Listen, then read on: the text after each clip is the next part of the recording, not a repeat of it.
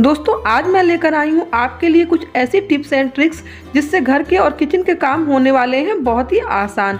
और अगर आप बिगनर्स हैं तब तो आपके लिए बहुत ही काम की टिप्स होने वाली हैं ये, और आपका पैसा भी बचेगा और समय भी। तो चलिए शुरू करते हैं वीडियो। प्लीज़ वीडियो को पूरा देखें। तो दोस्तों हमारी पहली टिप है किचन में खाना बनाने से लेकर, जब कभी हमें दाल भी बनानी है और साथ में आलू की सब्जी भी, लेकिन हमारे पास कुकर सिर्फ एक है। अब हम दोनों चीज़ों को एक साथ कैसे बनाएं जिससे समय भी बच जाए और स्वाद में भी कोई फर्क ना आए। इसके लिए सबसे पहले दाल को धोकर कुकर में डाल दें और इन आलूओं को अच्छी तरह से छील लें। इसमें किसी प्रकार का कोई दाग हो या कोई सड़ा गला हिस्सा हो उसे निकाल दें। ये देखिए मैंने दोनों आलू अच्छी तरह से छील लिए हैं। अब इन आलूओं में किसी प्रकार का कोई काला दाग हो या कोई सड़ा गला हिस्सा हो उसे भी मैंने निकाल दिया है। अब इसके हम 2 टुकड़े कर लेंगे। बड़ा आलू है तो 2 टुकड़े कर लें, और अगर छोटे हैं तो ऐसे ही रहने दें। और अब इन आलूओं को अच्छी तरह से धो लें।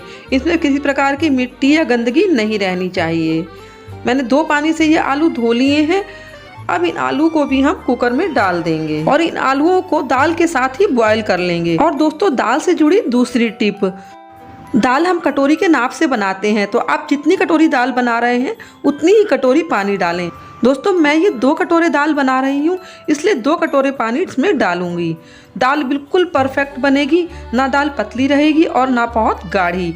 और इस पे जैसे हम दाल बनाते हैं उसी तरह से ढक्कन लगाकर पका लेंगे। अब कुकर का ढक्कन खोलकर चेक कर ले रहे हैं कि आलू बॉयल हुए हैं नहीं, या दाल परफेक्ट बनी है या नहीं।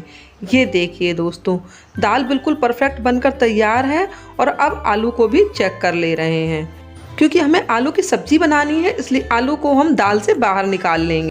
और ये देखिए आलू बिल्कुल परफेक्ट बॉयल हो गए हैं, और इसी तरह से हम दाल को भी चेक कर ले रहे हैं। पानी को कटोरी के नाप से बनाने से दाल भी बिल्कुल परफेक्ट बनी है। अब चलते हैं अगले टिप की तरफ। दोस्तों जब भी हम घर पे पार्टी करते हैं तो इस तरह के बैलून बच जाते हैं, और इन्हें अगर हम इसी तरह से छोड़ देंगे तो ये खराब हो जाएंगे, क्योंकि इनमें हवा लग चुकी है। हवा लगने की वजह से ये आपस में चिपक जाएंगे। बैलून को लंबे समय तक स्टोर करने के लिए एक प्लेट ले लेंगे, और इस पर अब हम डालेंगे टैल्कम पाउडर।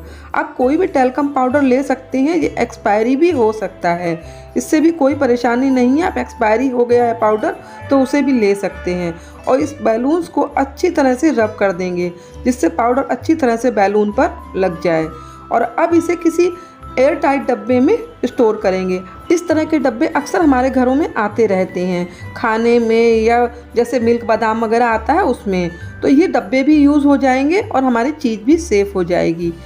ये देखिए इस तरह से मैं इस डब्बे में बैलून को रख दूंगी। आप इन्हें 6 महीने बाद भी निकाल कर यूज़ कर सकते हैं। बच्चों के घर में इन सब चीज़ों की बहुत ज़रूरत पड़ती है। अब चलते हैं अगली टिप की तरफ। दोस्तों सभी के घरों में इस तरह के टेप होते हैं, और टेप को काम में लेने के बाद जैसे ही हम टेप को छोड़ते हैं वो इतनी अच्छी तरह से चिपक जाता है कि फिर दोबारा हमें जब काम में लेना होता है तो बहुत दिक्कत आती है। इसके लिए जब भी हम टेप को इस्तेमाल करें उसके बाद जहाँ से टेप को काटें उस तरह उसे यहाँ से फोल्ड कर दें। तो अब ये टेप आपको इस्तेमाल करने में कभी दिक्कत नहीं आएगी। अब कभी भी टेप को इस्तेमाल करेंगे ये आसानी से छूट जाएगा।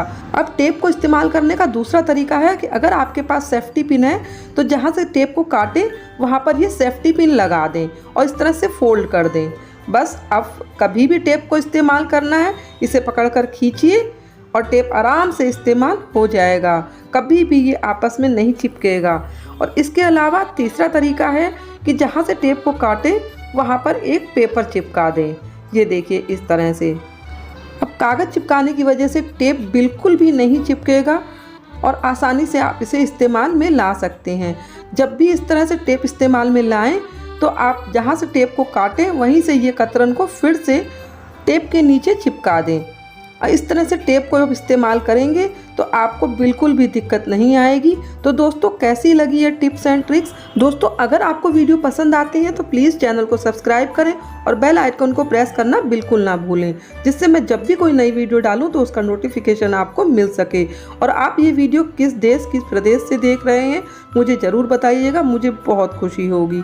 चलिए मिलते हैं अगली वीडियो में, तब तक के लिए राधे राधे।